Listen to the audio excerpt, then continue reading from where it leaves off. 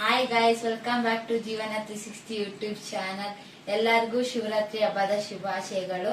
ಇವತ್ತು ಶಿವರಾತ್ರಿ ಹಬ್ಬ ಆಗಿರೋದ್ರಿಂದ ಎಲ್ಲರೂ ಸ್ವಲ್ಪ ಜನ ಉಪವಾಸ ಇರ್ತಾರೆ.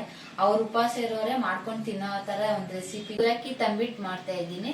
ಬನ್ನಿ ಹೆಂಗ್ ಮಾಡೋಣ ನೋಡೋಣ. ಹಂಗೆ ಸಿಂಪಲ್ ಆಗಿ ಬೇಗ ಮಾಡ್ಕೊಳ್ಳೋಣ. ಮೊದಲಿಗೆ 1 ಕಪ್ ಅಕ್ಕಿ ಮತ್ತೆ ಕಡಲೆಪಪ್ಪು ಅರ್ಧ ಕಪ್ ತಗೊಂಡು ಲೈಟಾಗಿ ಫ್ರೈ ಮಾಡಿಕೊಂಡಿದ್ದೀನಿ.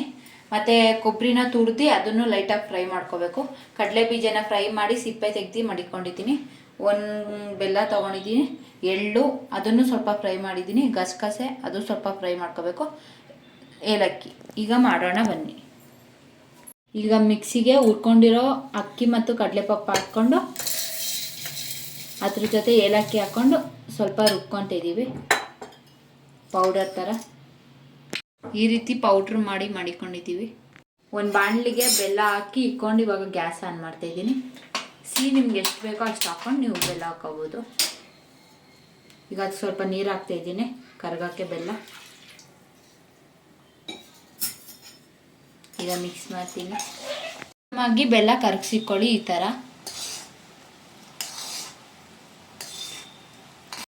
ಈಗ ಒಂದು ಪಾತ್ರೆಗೆ ರುಬ್ಕೊಂಡಿರೋ ಅಕ್ಕಿ ಕಡಲೆಪಪ್ಪು ಏಲಕ್ಕಿ ಹಾಕ್ಕೊತ ಇದ್ದೀನಿ.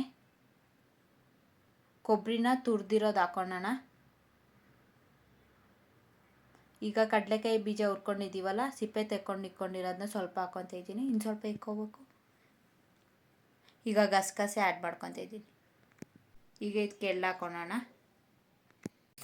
ಈಗ ಈ ಥರ ನೀಟಾಗಿ ಎಲ್ಲ ಹಾಕಿ ಮಿಕ್ಸ್ ಮಾಡ್ಕೊಳ್ಳೋಣ.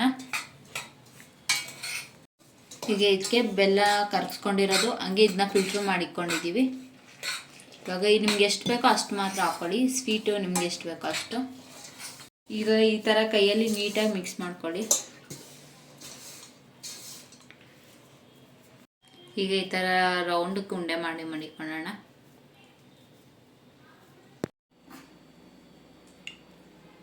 ಅವಲಕ್ಕಿ ತಂಬಿಟ್ಟು ಉಂಡೆ ಎಷ್ಟು ಬೇಗ ಎಷ್ಟು ಈಸಿಯಾಗಿ 20 ಮಿನಿಟ್ಸಲ್ಲಿ ಮಾಡ್ಕೋಬೋದು. ಇದು ಉಪವಾಸ ಇರೋರು ಮಾಡ್ಕೊಂಡು ತಿನ್ಬೋದು. ಈ ರೀತಿ ಮಕ್ಳಿಗೂ ಕೊಡ್ಬೋದು, ತುಂಬ ಇಷ್ಟಪಟ್ಟು ತಿಂತಾರೆ. ಈ ವಿಡಿಯೋ ನಿಮ್ಗೆ ಇಷ್ಟವಾಗಿದ್ದಲ್ಲಿ ಲೈಕ್ ಮಾಡಿ, ಕಮೆಂಟ್ ಮಾಡಿ, ಶೇರ್ ಮಾಡಿ. ಇನ್ನೂ ಹೆಚ್ಚಿನವರಿಗೆ ಸಬ್ಸ್ಕ್ರೈಬ್ ಮಾಡಿ. ಧನ್ಯವಾದಗಳು.